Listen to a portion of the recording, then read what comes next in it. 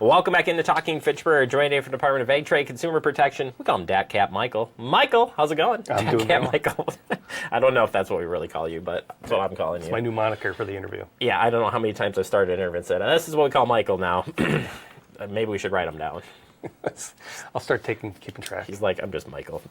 Today we're going to be focusing in on scammers requesting payment for fake tariffs. We've heard about tariffs from national front, and the conversation, it's hard to understand or grasp sometimes kind of the status, what does it mean, what are the businesses doing and whatnot. But I could see it as a potential for anything fake to come out of, I think of anything, we were talking about Medicare, Medicaid. I was like, well, there's been a lot of talk about that. So have you seen a lot of uptick in it? This kind of feels like the same deal. Like it's a big topic. Everybody's interested, wants to know what's going on. So here we go. Scammers take advantage of it yet again. Well, I think you used three keywords there: new, changing, and confusing. Yes. And so those are three prime opportunities for scammers to take advantage, no matter what it is. And so as the tariffs have come through and they're in the news, so people are aware of them, so they recognize that that's a real thing, scammer opportunity. They're changing a little bit, they're adjusting, and so there's an opportunity for scammers to exploit that and may not understand what's going on. And then, of course, the confusion. And so they're going to key in on that and say, well, if the consumer's confused, just like when they create any scam, we'll give them the answer and how they can fix it. And then all of a sudden, boom, you have the recipe that is tried and true. So this gets interesting. So again, impersonating a government agency, shipping, delivering company, imposter scammers may contact a consumer or small business and claim that they must pay a tariff to provide information or something. So it sounds to me like already unwanted, solicited call on an imposter of whatever, and trying to scam you. Yeah, to make it relatable, it's when we talk about during the holidays and we see it throughout, is that shipping scam. So you get that text message that says, hey, you have a package, you need to confirm this, or you need to make an additional payment to receive it. Tariffs are using the same model. They're saying, hey, you have this type of product that you bought, now there's a tariff on it, whether it came before or after, they'll make up some type of excuse, and now you either need to pay money to make sure that gets delivered, or sometimes they're going to say we need a little bit more information to confirm that it should be coming for you because of some tariff verification nonsense. And I think the unwanted, right? It's always that unwanted thing kind of always ties together with when we're talking about scammers trying to pull something off here. They're taking advantage of that situation of catching you off guard, like, oh man, did I just buy something? Because everybody just bought something and everybody just did. And yes, the tariffs may be in the news, so it's just like the timing of it just works. And I think that's what throws us off, right? Catches us off guard. Well, it does too, because, and there are, as the media's been talking about the different tariffs that there are, and the implementation dates are changing a little bit. And so that makes it, you question, well, things are made out of metal, things are shipped from different countries. It's plausible that anything you bought might be subject to these tariffs.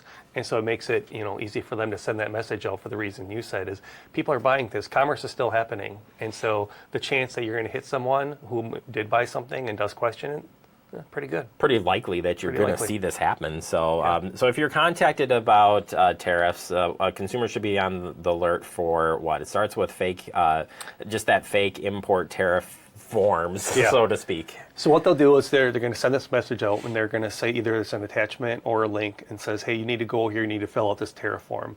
And it's going to look like a legitimate government form, whether it came from customs and, things like that. And they're going, for this situation, they're trying twofold. One, to get your information. So it's going to be, very detailed, so they can steal your information to potentially commit identity theft. Or they might have a little bit of payment in there. But what we want everyone to recognize is consumers don't have to fill out that form or pay those tariffs directly. The businesses between each other and then the government have to pay that. The consumer doesn't have to pay it. So if you get that email or that text message that says, hey, you need to fill out this tariff form, it's a scam right out of the gate. No question. No question.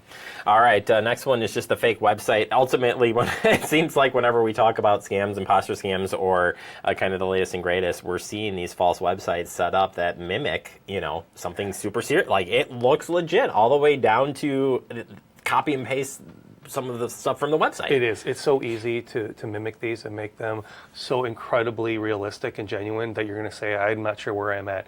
The only way you really can verify is, one, making sure you're checking that browser, the address and where you're in. But the more important one is, how did you get there? Controlling how you got to that website. If it's that text message or that email that says, hey, we're directing you here, a lot of red flags that should be going off. Second is, you know what, if you said, hey, I'm going to go and find this myself, I'm going to get there, I'm going to make sure that it's real and legitimate, all right, trustworthy, but again, why are you there? If someone sent you a message that says, hey, you need to pay this tariff or additional fee, probably not. Yeesh. And then unusual payment requests, still pretty common in a lot of these things. So, you know, if you're asked to pay via gift card, crypto, whatever, again, that's got to be generally a red flag, I would think, in general, but you just got to stop and say to yourself, hey, this is not good. It really is. You know, I wish that we get to a point where we don't have to keep talking about this. Unfortunately, it's still successful for these scammers. We're still seeing billions of dollars in cryptocurrency, you know, being, I would say, sent to scammers through these. We're still seeing gift cards being bought in large quantities and volumes, if a lot of money being sent out.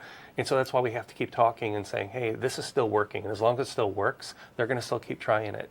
Certainly cryptocurrency is the new preferred payment method. So we want everyone to ask themselves, if you're ever asked to pay in crypto, is to pause at that point and say, does this seem legitimate? Would the government ever ask me to pay in crypto? And the answer to that is no, never. Never, ever. Never, ever. All right. If you want to find out more about this scam or other potential scams, because a lot of them mimic this kind of the similar fashion, to stay educated up on it, the website's got I mean, you guys talk about a little bit of everything, which is awesome. But you also have a good way of responding to these things. And if you do think that you've been taken by this scam or any scam, you guys are there to help as well. And sometimes we don't get to talk about that always, but you are a resource to help people kind of navigate, like, even if they're not sure how deep they got into it, you can help them kind of navigate that space, right? We can, and I appreciate you giving the opportunity to talk about how we can do that. So first is you want to visit our website at datcp.wy.gov. When you go there, first you're going to have a lot of information. You can learn about what we're talking about here, but it's really a great opportunity to learn about all the other things that we can help with, the different types of scams, the different areas that we have authority over. But then also you have the opportunity to file a complaint. And we'll have instructions on how you can file a complaint for the different business areas. We'll explain to you what the complaint process looks like, how we're going to do it. But then also we have a hotline at 1-800-422-7128. Again, 1-800-422-7128. If you have any questions at all, you read something online, you know what, you think you maybe have fallen victim to a scam, you're not sure what to do, just call us. We'll get you on the right path to make sure that we can stop any further harm from happening, and then give you the tools to fix anything that may have happened already. It's been a while, but testimonial-wise, I reported something once, and the response was quick, and I even found out kind of some details even further on, not because I knew you guys, but based on how you guys responded back to the request. So they're active. They will get right on it and get helping to the best of their ability, which I think is pretty cool. I appreciate the opportunity to brag about the team for a second. So when you file a complaint with us, on average, within 1 day, we're going to get that assigned to an investigator. And within 2 days, they're going to have that letter out. They're going to send you a letter that says, hey, we got it. Here's what you can expect. Here's who you can talk to. And then we're also reaching out to that business within that same amount of time. So, you know, when you send it within a week, things are happening. Yeah, I think that was really cool. It's reassuring, like, because you're like, well, should we really send it to Michael? I don't know. Yes, you should, because they do react, and I think that's pretty cool. So we do. Good work. As always, thank you for your time, and we'll have you back here again real soon. Looking forward to it.